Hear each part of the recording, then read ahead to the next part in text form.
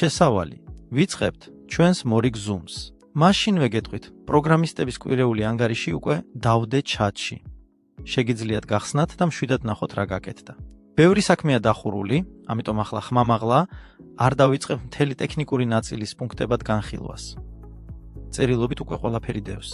საქველმოქმედო პროგრამა როგორც გათამაშება და როგორ შეიძლება ამის დაჩქარება. მინდა დავიწყო ძალიან მნიშვნელოვანი იდეით. პარტნიორმა მომიყვანა მაგალითი როგორ მუშაობს. ერთ ადგილას ადამიანებთან გათამაშება, სიტყვა ლატარია მათთან აკრძალულია, ამიტომ სწორედ ასე ეძახიან. მექანიკა მარტივია, ბილეთი $25, ლიმიტი 19,000 ბილეთი და მათ თითქმის 5 წუთში შლიან. ვინც მოასწრო. თუ დავთვლით 19,000 გამრავლებული $25-ზე, უდრის $477. თითქმის ნახევარი მილიონი რამდენიმე წუთში. და აი მთავარი აზრი, ადამიანებს ძალიან უყვართ გათამაშებები და ეს ფსიქოლოგიურად ძალიან ძლიერი დრაივერია. და თუ გულწრფელად ვიტყვი, ჩვენი პროდუქტი შინაარსით კიდევ უფრო ძლიერია, რადგან ჩვენთან ფაქტობრივად ბილეთი გამოდის დაახლოებით $20, 15 სტრუქტურული დამატება, 15 საქველმოქმედო. და ამასთან ადამიანს კიდევაც შეუძლია გამოიმუშაოს სტრუქტურის მეშვეობით თუ მოიწევს ერთ-ორ ადამიანს და შემდეგაც. ამიტომ ამოცანაა ისე შევფუთოთ. საქველმოქმედო პროგრამა, რომ ადამიანებისთვის მაქსიმალურად მარტივი იყოს გაგება, ეს არის ყოველთვიური გათამაშება. ეს საინტერესოა, ეს აზართულია, ეს გამჭვირვალეა. მე ცალკე გავაკეთებ, შევკვეთავ პრეზენტაციას სწორედ ასეთ ფორმატში, რომ ადამიანებს თითებზე ავუხსნა. კიდევ ერთი მნიშვნელოვანი მომენტი, იმ ბიჭებს ნდობის ძალიან ძლიერი მიზეზი აქვთ. ისინი საჯაროდ აჩვენებენ პრიზების გაცემას მანქანებსაც კი, იღებენ ვიდეოს, ადასტურებენ და ამით თვითონვე აკეთებენ უმძლავრეს პიარს. ჩვენთან კი ხდება, რომ გამარჯვებული არსებობს, მაგრამ ეს ასე ძლიერად არ იგუდება, არ აიცევა. ესე იგი, პიარი და გამარჯვებულების საჯაროობა. ეს პირდაპირ ზრდის წერტილია და დიახ, არის იდეა. ცადოთ იმ გათამაშების. ორგანიზატორთან გასვლა და კოლაბორაცია, რეკლამა განვიხილოთ. თუ საჭიროა, ფინანსურადაც შევთანხმდეთ, ნაწილი გადაუხადოთ, ოღონდ აუდიტორიაზე გასვლა მივიღოთ. რისკი მესმის. ხშირად სიტყვით კეთილები არიან, საქმემდე რომ მივა. მიდიან, ქრებიან, მაგრამ ცდა ღირს. საქველმოქმედო პროგრამა, რატომ დაეცა აქტივობა? და რა უნდა დავაბრუნოთ? ადრე, როცა ჩვენთან იყო გათამაშების ბილეთები, საქველმოქმედო პროგრამაში ძალიან ბევრი ადამიანი შედიოდა. ისმოდა დაახლოებით 300-400 ადამიანის ციფრები. მერე, როცა მოვლენები მოხდა და გათამაშებები მოიხსნა, აქტივობა დაეცა. დასკვნა მარტივია, თავად პროგრამა ძლიერია, მაგრამ სწორი შეფუთვის და პიარის ნაწილის გარეშე ბოლომდე არ იხსნება. აქცია $5,000. ხურავთ და მოტივაციას ვცვლით.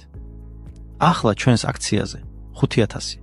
პირდაპირ ვიტყვი, ის დასრულდა და შედეგი არ გამოიღო. ხალხი მაინც განსაკუთრებულად არავის იწვევდა. ამიტომ ძველ ფორმატში ამ აქციას ვხურავთ, მაგრამ მოტივაციას ვტოვებთ. უბრალოდ ფორმატს ვცვლით 5,000. ის ნაცვლად ვაკეთებთ საქველმოქმედო პროგრამის გამარჯვებულისთვის პრიზს 50 ვაუჩერს. ანუ სტიმული რჩება, უბრალოდ ახლა ის უფრო შიდა და ჩვენი სისტემისთვის გასაგებია. რატომ იწევს ვადები და რატომ ვამბობ ზუსტ თარიღებს სულ უფრო იშვიათად? მეკითხებიან. რატომ იწევს ვადები მუდმივად? მშვიდად და გულწრფელად ვუხსნი. დიდ კომპანიებში გუნდებია თუ ერთი თანამშრომელი გამოეთიშა, დანარჩენები აგრძელებენ, გიგანტებთანაც კი როგორიცაა Apple, Samsung, Tesla, ვადები იწევა. ეს განვითარების ნორმალური რეალობაა. ჩვენთან კი დაფინანსება ხალხურია, რესურსები ცოტა და ფაქტობრივად ასე გამოდის. ერთი მიმართულება უდრის, ერთი პასუხისმგებელი ადამიანი ახსენებდნენ დავით ვლადიმირს რომანს. და თუ ადამიანი ავად გახდა, ჯანმრთელობის გამო გამოეთიშა. ან უბრალოდ რამდენიმე დღით ჩამოვარდა. პროექტი ობიექტურად ნელდება, რადგან მის ნაცვლად არავის შეუძლია გადაბირება.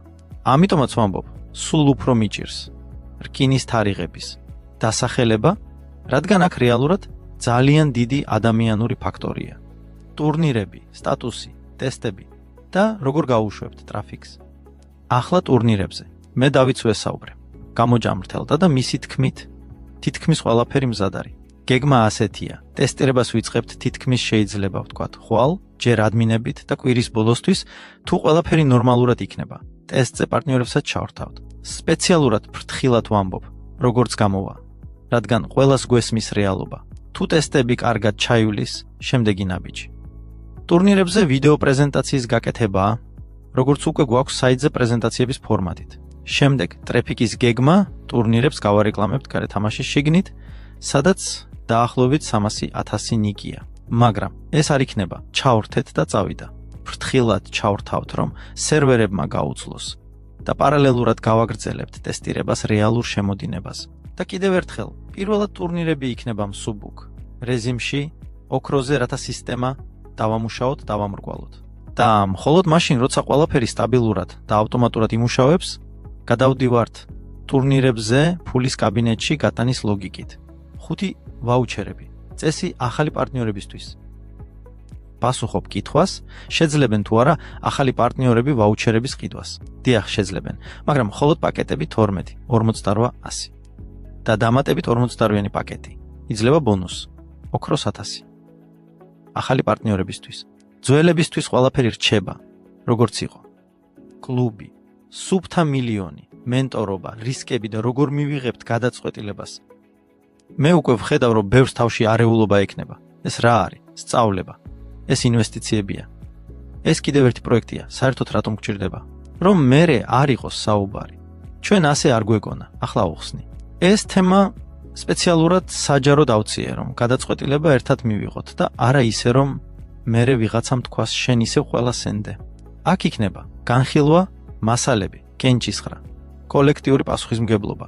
ნახეთ, ტატიანამ წამოწია კლუბის თემა. ის იცნობს ამ ადამიანებს, ეს შემთხვევითები არ არიან და მისი თქმით სერიოზული ისტორიაა. სადაც მეწარმეებს მენტორობითა და სისტემით მიყავთ. და აქ მნიშვნელოვანია ეს უფასო არ არის, ამიტომაც მაშინვე ვთქვი, მარტო გადაწყვეტილებას არ მივიღებ. რადგან მე მომდის, შენ ისევ ირწმუნე. შენ ისევ სადღაც ფული ჩადე. და თუ ეს ისულელია. ამიტომ ვაკეთებთ ზრდასრულად ყველა მასალა. საერთოდ ჩატში განხილვა და მერე კენჭისხრა. ვინ კი, ვინ არა. და პასუხისგებლობა კოლექტიურია. ახლა ვარიანტებსა და ფასებზე რაც ითქვა. იქ მენტორობის ორი დონეა. პირველი, თუ ჩვენს წაყვანას თავად დამფუძნებელი იკისრებს, ღირებულება 1 მილიონი რუბლი. მეორე, უფრო რეალისტური მენტორობას უძღვებიან მისი მოწაფეები, გუნდი, მათი მეთოდიკით ღირებულება 300,000 რუბლი. პარალელურად არის კიდევ რბილი შესვლა, რომ მაშინვე დიდ თანხებზე არ გადავხდეთ. ეს არის 5,000 რუბლი თვეში. წვდომა საზოგადოებაზე, სწავლება, შიდა გარემო, ურთიერთობა, კონტენტი და ყველაზე მნიშვნელოვანი, შესაძლებლობა შეიგრძნო. რა არის ეს პრაქტიკაში? და იქ თქვეს, რომ ამ შესვლით შეიძლება სადო უფასო განხილვაზე მოხვედრა, მაგრამ ადგილები ცოტაა. რაღაცნაირად რამდენიმე ადამიანს არჩევენ. ანუ ყველასთვის გარანტირებული არ არის, მაგრამ იდეის მხრივ ეს ყველაზე უსაფრთხო სტარტია. ჯერ შიგნიდან ვუყურებთ, მერე ვწყვეთ. ახლა რას აკეთებენ ისინი? ტატიანას თქმით, ნაბიჯ-ნაბიჯ თუ მენტორობაში შევდივართ. ისინი იღებენ ბიზნესს და სრულად შლიან. არა ზოგადი რჩევები. არამედ ზუსტად რა გაქვთ ახლა? სად არის სუსტი ადგილები? სად არის ზრდის წერტილები? რა შეცდომებია, რა აჩერებს, რა შეიძლება გაძლიერდეს? ისინი აწყობენ გეგმას მინიმუმ 1 წელზე. ანუ არა, დღეს მოვიხიბლეთ. ხვალ დაგვავიწყდა. არამედ სრულფასოვანი სტრატეგია სად მივდივართ, რას ვაკეთებთ, რა ეტაპებია, რა მიზნები. შემდეგ მოდის მჭიდრო მხარდაჭერა, დაახლოებით 3 თვე. და აქ მთავარი. უბრალოდ კვირაში ერთხელ ზარი. აზრი იმაშია, რომ მუდმივ კავშირში ხარ. გეხმარებიან დანერგვაში, გაძლევენ დისციპლინას, აკეთებენ კორექტირებებს და შენ ვერ გადაიკარგები. რადგან ანგარიშვალდებულება არსებობს. არსებითად. ეს მოძრაობას სისტემად აქცევს და არა ქაოსად. შემდეგ აკეთებენ საბოლოო განხილვას და აწყობენ ნორმალურ ბიზნეს გეგმას. ანუ შედეგი უნდა იყოს. ეს არის მოდელი, ეს არის ციფრები, ეს არის რაც გვჭირდება. ეს არის რამდენი ფულია საჭირო. ეს არის რომელი მიმართულებებზე. ეს არის როგორ მუშაობს. და შემდეგ ყველაზე საინტერესო ინვესტორები. ტატიანამ თქვა, რომ საბოლოო განხილვაზე შეიძლება ბიზნესმენები ესწრებოდნენ და ისინი ან თავად შეძლებენ მონაწილეობას, ან გარედან ინვესტორების ჩართვას, ან ჩვენს გეგმას გადასცემენ განხილვაზე მათ, ვინც რეალურად შეიძლება ფული ჩადოს განვითარებაში. ანუ ლოგიკა ასეთია, ეს სავალდებულოდ ისინი მოგცემენ ფულს. არ არის, მაგრამ მათ შეუძლიათ გაგვიღონ კარი იქ, სადაც ჩვეულებრივი გზით ვერ მივალთ. რა თქმა უნდა, Zoom-ზევე გაისმა ნორმალური ეჭვებიც და ეს სწორია. პირველი ეჭვი. საერთოდ ესმით თუ არა ქსელური. რადგან ჩვენ არ ვართ ჩვეულებრივი მაღაზია და არც უბრალოდ სერვისი. ჩვენ გვაქვს სტრუქტურა, პარტნიორობა, საკუთარი ლოგიკა და იქ გულწრფელად თქვეს, დიახ, კლასიკურ ბიზნესმენებს ზოგჯერ ქსელური არ უყვართ, მაგრამ საპასუხო აზრი ასეთია. ბიზნეს პროცესები მაინც ბიზნეს პროცესებია. შეფუთვა, სტრატეგია, დისციპლინა, გეგმა, საინვესტიციო პრეზენტაცია ეს თითქმის ყველგან მუშაობს და თუ ისინი რეალურად ძლიერები არიან, უნდა შეძლონ ჩვენი ფორმატისთვის ადაპტირება. მეორე ეჭვი და თუ გადავიხდით, მერე გაგვიშვებენ. ანიტყვიან, თქვენ არ გეკუთვნით. ესეც ითქვა. ამიტომაც მინდა არანაირი მკვეთრი ნაბიჯები. თუ მივდივართ, ჯერ შეხვედრა, ზარი. ადამიანების გაგება, უხერხული კითხვების დასმა, кейსების ნახვა. და მხოლოდ მერე გადაწყვეტილება. და მესამე, ძვირია. დიახ, ძვირია, მაგრამ მეც თქვი, კარგი მენტორობა თითქმის არასდროს არის სიაფი. კითხვა არ არის ძვირიაფი. კითხვა ისაა, გვაძლევს თუ არა შედეგს, აჩქარებას, სისტემას, ინვესტორებს, ნორმალურ სტრატეგიას, ზრდას. ამიტომ ამ ბლოკის დასკვნა ასეთია. ტატიანამ უნდა ჩაყაროს მასალები და кейსები ჩატში განხილვაში. ჩვენ ამას ვიხილავთ. თავაზობ, გავაკეთოთ მათთან პირველადი კონტაქტი ზარი, რომ ადეკვატურობა გავიგოთ. და შემდეგ, კენჭისხრა, ან რბილად შევდივართ 5000-ით და ვტესტავთ, ან ვაგროვებთ 300,000 თუ უმრავლესობა დათანხმდება, ან ვხურავთ თემას. აი ასე. არა, მე გადავწყვიტე. არამედ ჩვენ ნახეთ, ჩვენ გავიგეთ, ჩვენ ვიმსჯელეთ და მაშინ აღრავინ იტყვის, რატომ ერთთან ასეა. მეორესთან კი სხვანაირად. და რატომ შენ მარტო წაიღე ეს? FAQ ვიდეო დაიმკოდებით, რომ ყველას ხელით აღარ აუხსნათ. გჭირდება კარგი სტუდიის პოვნა და მოკლე, ყაფიო პრეზენტაციების სერიის ჩაწერა. საკველმოქმედო პროგრამაზე, როგორც გათამაშება, სტრუქტურულ პროგრამაზე ცალკე ბლოკი. რა კომპანია, რა პროდუქტია, რატომ არ არის ეს პირამიდა, რა რობოტებია. გამომიგზავნეთ მაქსიმალურად ბევრი კითხვა, რასაც ყველაზე ხშირად გისვამენ. პირადში ან განხილვაში. რადგან ჩემი მიზანია პასუხები ისე ჩავწერო, რომ თქვენ უბრალოდ ერთი ბმულით დაახუროთ დიალოგი და ყოველ ჯერზე საათობით ახსნა არ დაგჭირდეთ. იდეა, რომლის გაკეთებაც მინდა. ერთი ვიდეო დაიმკოდებით, კითხვა. დროის წერტილი პასუხი, რომ ადამიანმა დააჭიროს და მაშინვე სწორ ადგილზე მოხდეს.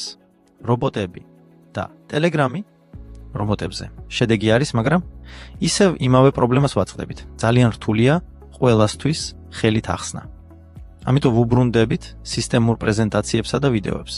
და ცალკე პრობლემა. ტელეგრამში ყველა ანგარიში დაბლოკეს. მოგვიწევს ახლების აღება და თავიდან დაწყება. სავარაუდო მიზეზები. ყველა ანგარიში ერთი IP-დან შედიოდნენ. გაგზავნები მიდიოდა რუსეთზე, სადაც ადამიანები სწრაფად აჭერენ სპამს და ეს ბლოკირებებს